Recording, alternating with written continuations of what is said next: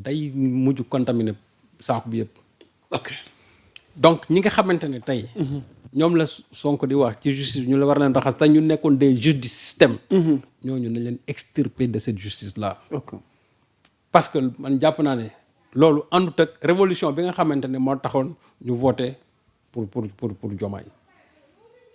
ñooñu nag bu fekkee nag ñoo fi nekk ba léegi pour pérenniser le système. kon ma xam ne dëkk bi yàqu na. finalement li taxoon nit ñi voté gisatuñ ko parce que li taxoon nit ñi voté surtout c'était pour régler ce problème là de la justice. ba kañ léegi sëñ Saliou Gueye vite fait. ba kañ. et tamit sax am na lu ma la ciy dolli parce que am na lu askan bi mënta comprendre par rapport aux communications yi nga xamante ne mooy tukkee ci gouvernement bi ci wàllu scandale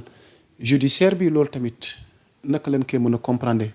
pour gérer ces crises là souvent communication bi dafay xaw a waroo ak attentu askan bi surtout ci justice bi nga xamante ne ci ngay wax ni c'est-à-dire que justice moom waaw c'est des failles rek man li ma jàpp mooy il faut mettre les hommes qu'il faut à la place qu'il faut. sëñ Saliou mbaa duñ dem ci beneen gouvernement. Il faut mettre les hommes qu'il faut à la place qu'il faut c'est-à-dire que même gouvernement bi su bougé wul. man jàpp naa ne conseil supérieur de la magistrature su amee. nañ jël juge yi nga xamante ne ñoom ñoo méngoo avec le projet avec la révolution patriotique. ok waxuma ñu jël des juges de soumission de déedéet man loolu dama ko mës a xeex je ne parle pas de juges de soumission. mais ay juges yoo xamante ni qui seront là toujours de façon équitable. Des juges comme Ndoye, des juges comme Ablaye Ba, des juges comme Moustapha Makabari, des juges comme Moustapha Fall, genre yooyu et il y en a d'autres ñoom Sabassi Faye ñooñu c'est des juges kenn yoo xam ne ni kenn amul lu ñu leen di reprocher. ok genre yooyu il y en a ñu ci justice bi du jeetu xaaj ñoo xam man xaw ma leen mais le peuple bi nga xamante ne ñoo fi nekk di bëgg a pérenniser système bi. ñooñu la Ousmane Sonko wax nañ leen raxas. ok on n'a rien contre eux mais nag le problème c'est que ñoom ils sont contre le projet. mais ñoom ñenn ñi dañuy jiiñ Ousmane Sonko moom dafa bëgg justice goo xamante ni dafay cédé ci ay bëgg-bëgg. ndax loolu yow la ci xalaat. Ousmane Sonko ne s'est jamais battu pour ça Ousmane Sonko ba muy xeex. xam lu xamoon ay juges yoo xam ne bu ñëwee dañuy daanoo njaxanaay mais yenn juges yi fi daanoo wuñ njaxanaay boo gisee comment ça fonctionne fii nii mais yaa Moussa boo xoolee même xale yi fi jàpp fii ñu doon saaga ay Sonko ak waa xale Pastef fi doon saaga ñu ne ay ñoom Macky ñi ñu jàpp mais les gosses de Pastef li ñu subir mais ñeneen ñu subiruñ ko tous ces gens là qui ont insulté Sonko fii am na ñoo xam kenn jàpp leen sax ba léegi Sonko ni ko fi saaga fii du jeexu xaaj sous le régime de Macky Sall mënoon ngaa imaginer un seul instant ñu nga saaga Macky Sall jour boobu te fanaan ni woo ci kaso bi mooy li mu wax alors que Sonko bu doon tey loolu la xam nga ñoom ñu ci bari dañuy taxaw ne sax yenn décisions yi suñu kii ñu ne Sonko jàpp diw ak diw ak diw Sonko bu doon jàpp diw ak diw wala ñu ne Sonko ma jàpp Farba Ngom Sonko bu doon jàpp Farba Ngom kon ay xalem dañ leen jàpp ci prison bi mu dem prison di leen seeti kon xanaa balaa boobu mu ne bàyyi leen yow bala ngaa jàpp lu Farba Ngom kay xanaa say xale yi ñuy jàpp kay nga ne kon bàyyi leen Sonko ay xale yi ñu jàpp mun sax wax pour ñu bàyyi leen mais loolu nag moo tax nit ñi bu ñuy taxaw naan Sonko dafa bëgg ay juge boppam non non Sonko mënul am ay juge boppam Sonko s'est battu pour un idéal de justice équitable. ok c'est-à-dire que loolu lay wax chaque jour dans son discours justice boo xam ne nii dañuy daanoo njaaxanaay. justice boo xam ne du fi nekk di pérenniser les prébendes c'est-à-dire les avantages d'un système. ok loolu lañ doon xeex. te jàpp nañ ne ba léegi daf ci am juge yoo xamante ni mais ce sont des juges du système. On n'a rien contre les magistrats comme il y a des journalistes du système am na ci système bi moo ancré woo noonu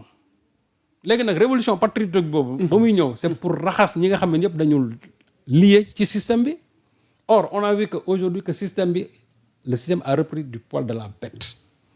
que système bi dafa mel ni dafa yeewaat encore te bu fekkente ne dafay gën a développer ay tentaculum au niveau de la justice. Ça signifie que ñun yaakaar ba ñu amoon moo tax j'ai parlé de cette désillusion judiciaire. macha allah encore une fois on n'a rien contre les juges man j'en ai tellement d'amis. mais nag. comme ni ma koy waxee ci presse bi faut poser le débat. waaw comme ni ma waxee ci presse bi il y a des brebis galeuses dans la magistrature. ah oui comme il y en a dans la presse. et comme il y en a dans d'autres corporations. macha allah mais nag comme que justice moo nekk loo xamante nii bu jege moom lañ ñëpp yaakaar parce que man nee naa leen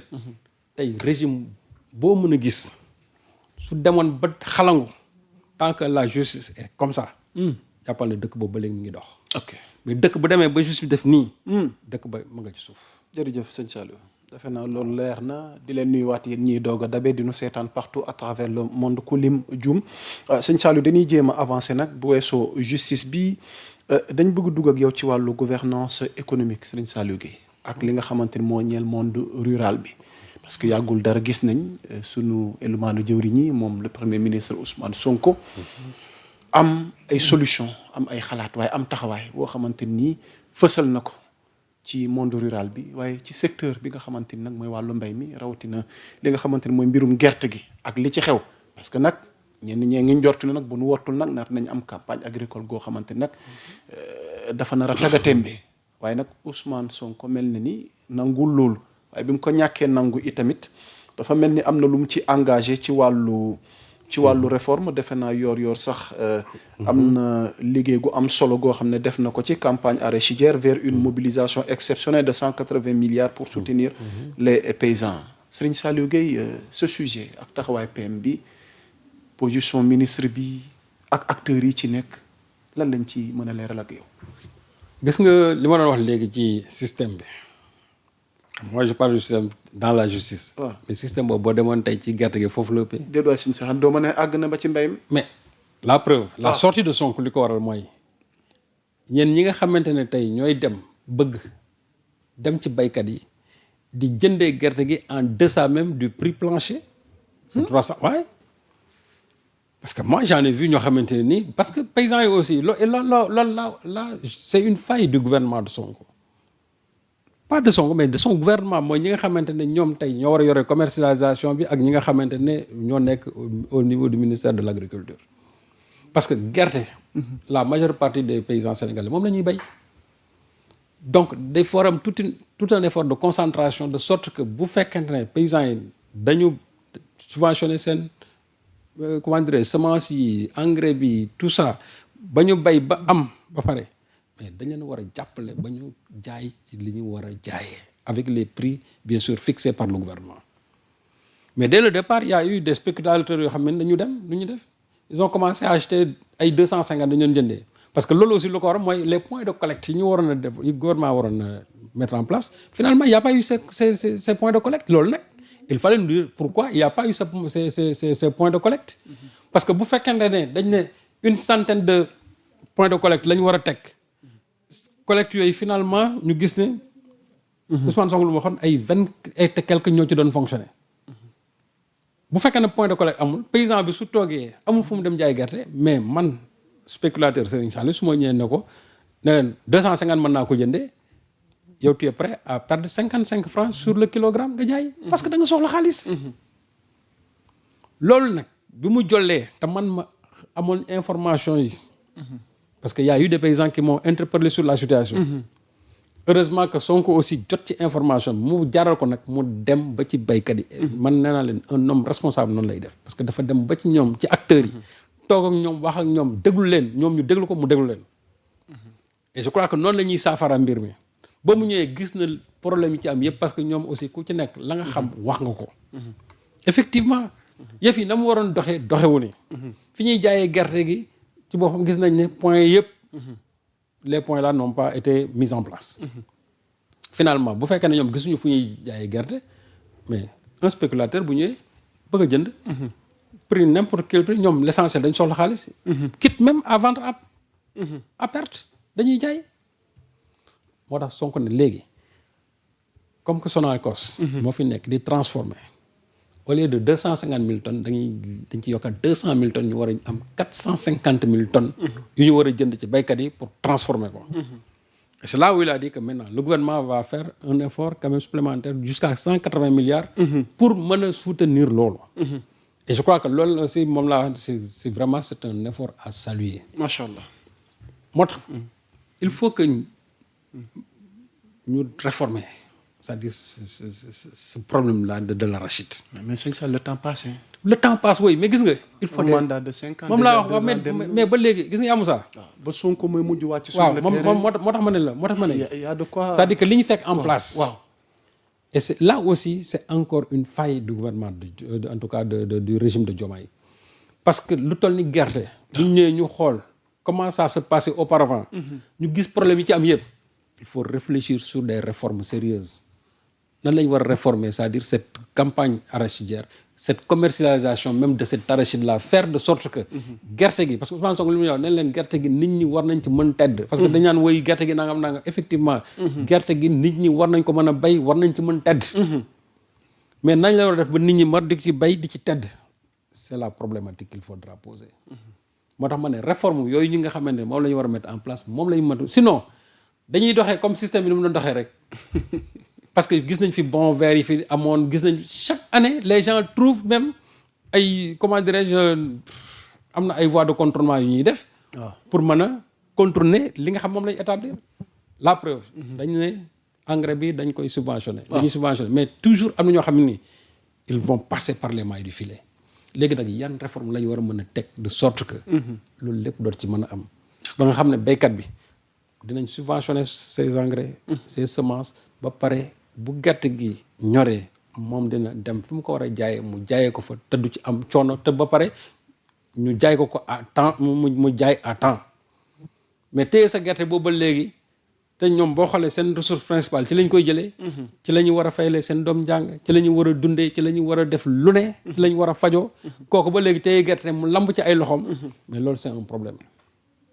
sous le régime de Wade non de Macky gis naa fi sax un des producteurs mu ne. ñun de yàlla bu ñu am autosuffisance sax en arachide gaañ na ko déet bul wax loolu mu ne déet parce que bu ñu ko amee fi ñu toll nii mais surproduction lay indi ci ñun rek su duy loxo su boobaa duñ ko mën jaay moo tax ma ne ñun kay kon autosuffisance bi yàlla bu ñu ko am moom kay nañuy bay loo xam ne heure bu ñu taxaw ci marché war ko mën jaay parce que bu bari ci suñuy loxo finalement duñ ko jaay parce que déjà ñun li ñu am rek mun ñu koo jaay parce que on a des problèmes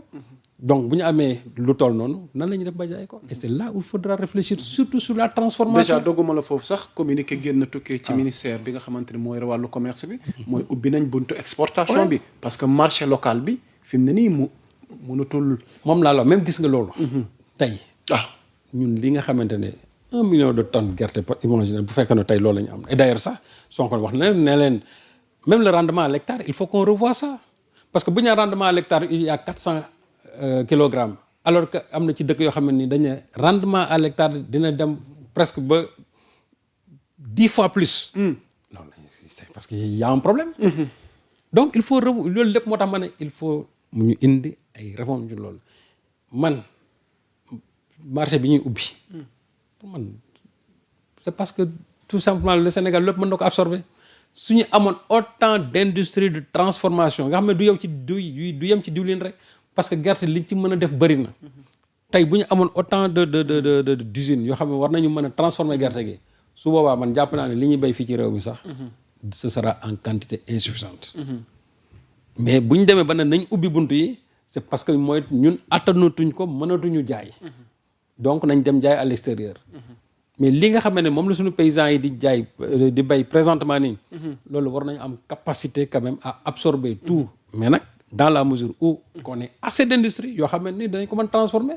mais loolu nag new fi moo tax man nag avec ce projet là il faut que ñu jàll dans cette phase d'industrialisation vraiment repenser tout ce problème de l'arachide parce que gerte gi man jàpp naa ne tey paysans yi dañ ci war di tedd c'est-à-dire dañu nit dafa war a mën a jaay gerteem tedd ci mais paysans yi heure bu ñu jaayee seen gerte ils se retrouvent encore dans des difficultés mais il faut renverser la tendance Mamadou Dia la mu institution dès le départ tey loola bu doon continuer kon waxatuñ ko exactement parce que Mamadou Dia avait pensé